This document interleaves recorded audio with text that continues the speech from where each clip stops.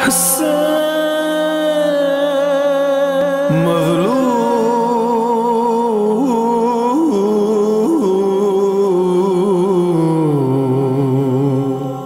حسین۔ اعوذ باللہ من الشیطان الرجیم، بسم اللہ الرحمن الرحیم، الحمدللہ رب العالمین، والصلاة والسلام علی محمد وعلی آلہ الطیبین الطاہرین المعصومین، واللعنۃ الدائمۃ علی اعدائہم اجمعین، اما بعد فقد قال رسول اللہ صلی اللہ علیہ وآلہ وسلم، حسین منی وانا من الحسین۔ محترم ناظرین و سامعین کرام، پچھلی گفتگو میں آپ کی خدمت میں عرض کیا کہ جب ابن زیاد کو یزید نے خط لکھا اور کہا کہ تم فوراً سے جیسے ہی میرا خط ملے سرعت کے ساتھ کوفہ پہنچ جاؤ اور کوفے کا چارج سنبھال لو، اور ابن زیاد کوفہ پہنچ گیا۔ تو جب جناب مسلم کو یہ پتہ چلا کہ ابن زیاد کوفہ آ چکا ہے تو جناب مسلم نے جناب مختار کا گھر چھوڑ کر جناب ہانی بن عروہ کے گھر جو ہے وہ پناہ لی اور وہ چھپ گئے وہاں پر، اور کسی کو معلوم نہیں ہوتا تھا کہ جناب مسلم کہاں پر ہیں، اور جو خالص شیعہ تھے وہ جناب مسلم سے ہانی بن عروہ کے گھر آ کر ملاقات کرتے تھے۔ ہانی بن عروہ جو کہ کوفے کے مشہور قاری اور شہر کے نمایاں فرد تھے، اور اہم موقع پر 4000 سوار اور 8000 پیادے ان کے ساتھ ہوتے تھے، اور قبیلہ کندہ کے ساتھ ان کا معاہدہ تھا کہ جب بھی وہ قبیلہ کندہ سے مدد طلب کریں تو 30,000 کا لشکر ان کے پاس جمع ہو جائے۔ جناب ہانی بن عروہ رسول خدا کے صحابی بھی ہیں اور مولا کائنات امیر المؤمنین علی بن ابی طالب کے مخصوص ساتھیوں میں ہیں۔ جنگ صفین، جنگ نہروان، جنگ جمل، تینوں جنگوں میں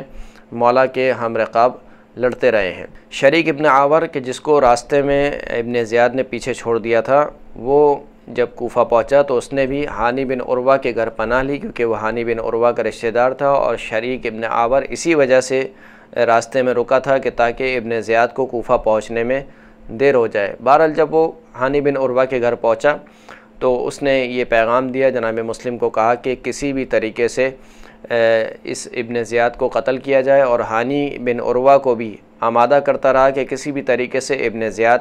کو جو ہے وہ قتل کر دیا جائے، تاکہ اگر ابن زیاد قتل ہو گیا تو یہ بہت بڑا دھچکا ہوگا بنو امیہ کی حکومت کے لیے۔ کچھ دن بعد ہانی بن عروہ بیمار ہو گئے تو ابن زیاد ہانی بن عروہ کے گھر عیادت کے لیے آیا، اور اسی دوران یہ منصوبہ بنایا گیا کہ جب وہ ہانی بن عروہ کے گھر عیادت کے لیے آئے تو پیچھے سے مسلم چھپ کر ان پر حملہ کر دیں۔ جب یہ مشورہ دیا گیا جناب ہانی بن عروہ کو تو جناب ہانی بن عروہ نے کہا کہ میں پسند نہیں کرتا کہ کسی مہمان کو میرے گھر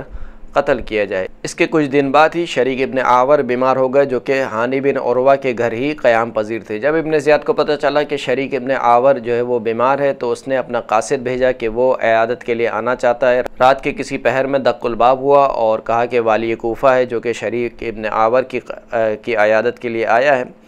جب شریک ابن عاور کو یہ معلوم ہوا کہ ابن زیاد اس کی عیادت کے لیے آنے والا ہے تو اس نے جناب مسلم سے کہا کہ آپ ایک کمرے میں چھپ جائیے، اور جب میں آپ کو اشارہ کروں تو آپ جو ہے وہ ابن زیاد کے اوپر حملہ کر دیے گا، پیچھے سے اس کے اوپر وار کر دیے گا۔ ابن زیاد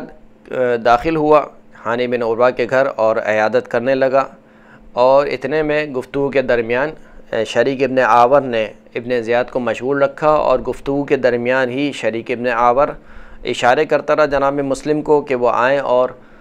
جو ہے وہ ابن زیاد پر حملہ کریں اور اس کا کام تمام کر دیں، لیکن مسلم ابن عقیل پیچھے سے نہ نکلے تو بہت پریشان ہوا، یہاں تک کہ کبھی عمامے کو اتارتا تھا، کبھی عمامے کو دوبارہ پہنتا تھا، اور پھر بھی جب جناب مسلم نہ نکلے تو ایک مرتبہ اس نے اشعار پڑھے، جن اشعار میں اشارہ تھا کہ جناب مسلم جو ہے وہ نکل کر ابن زیاد پر وار کریں، اس کا کام تمام کر دیں، لیکن پھر بھی جناب مسلم باہر نہ نکلے۔ جب شریک ابن عاور نے بے موقع شعر کہے تو ابن زیاد نے جناب ہانی بن عروہ سے کہا کہ یہ جو تمہارا ابن عم ہے، یعنی جو تمہارے چچا کا بیٹا ہے، یہ الٹی سیدھی گفتگو کر رہا ہے۔ تو جناب ہانی نے کہا کہ جب سے بیمار ہوئے ہیں، جب سے یہ اپنے آپ سے ہی باتیں کرتے ہیں۔ پھر اس کے بعد شریک ابن عاور نے جب دیکھا کہ جناب مسلم نہیں نکل رہے ہیں، تو کیونکہ پہلے سے یہ بھی جناب مسلم کو اشارہ کر چکے تھے کہ جب میں پانی طلب کروں تو آپ جو ہے وہ ابن زیاد پر حملہ کر دیے گا۔ شریک ابن عاور نے پانی طلب کیا، اور جو ہے وہ کسی نے جب پانی نہیں لا کے دیا اور جناب مسلم باہر نہ نکلے تو دوبارہ ایک مرتبہ بلند آواز سے جو ہے وہ پانی طلب کیا، پھر بھی جناب مسلم باہر نہ نکلے، پھر تیسری مرتبہ بہت بلند آواز سے کہا کہ مجھے پانی دو، چاہے اس کے لیے میری جان ہی کیوں نہ جاتی ہو۔ جب تیسری مرتبہ بھی جناب مسلم نے عقیل باہر نہ نکلے تو ابن زیاد کا ایک غلام کہ جس کا نام مہران بتایا جاتا ہے، وہ یہ ساری صورتحال دیکھ کر بہت چوکنا ہو گیا اور اس نے آہستہ سے ابن زیاد کا ہاتھ دبایا اور کہا کہ مجھے جو ہے وہ خطرہ محسوس ہو رہا ہے اور اب جو ہے وہ آپ یہاں سے اٹھ چلیے۔ یہ سن کر ابن زیاد نے جو ہے وہ رخصت لی اور ابن زیاد جو ہے وہاں سے نکل گیا۔ ابن زیاد کے چلے جانے کے بعد جناب مسلم اپنی مخفی گاہ سے باہر نکل آئے، اور جب وہ باہر آئے تو شریک ابن عاور نے ان سے کہا کہ جب میں نے آپ سے کہا تھا کہ ابن زیاد کو قتل کر دیجیے گا تو آپ نے قتل کیوں نہیں کیا؟ تو جناب مسلم نے کہا کہ دو سبب تھے کہ جس کی وجہ سے میں نے ابن زیاد کو قتل نہیں کیا۔ ایک تو یہ کہ ہانی بن عروہ کو یہ پسند نہیں تھا کہ ان کے گھر میں کسی کا قتل کیا جائے، اور دوسرا سبب یہ تھا کہ رسول خدا صلی اللہ علیہ وآلہ وسلم کی حدیث ہے کہ ان الایمان قید الفتک ولا یفتک مؤمن، کہ جو ایمان کی جو قید ہے وہ دھوکہ ہے، اور مومن جو ہے وہ کبھی بھی ایمان کو دھوکے کے ذریعے سے پارا پارا نہیں کرتا۔ یعنی اشارہ کرنا چاہتے تھے کہ مومن کبھی دھوکے سے کسی کا قتل نہیں کرتا۔ اگر وہ روبرو ہوتا اور سامنے آ کر وار کرتا تو الگ بات تھی، لیکن دھوکے سے کسی کو قتل کر دینا یہ مومن کے شایان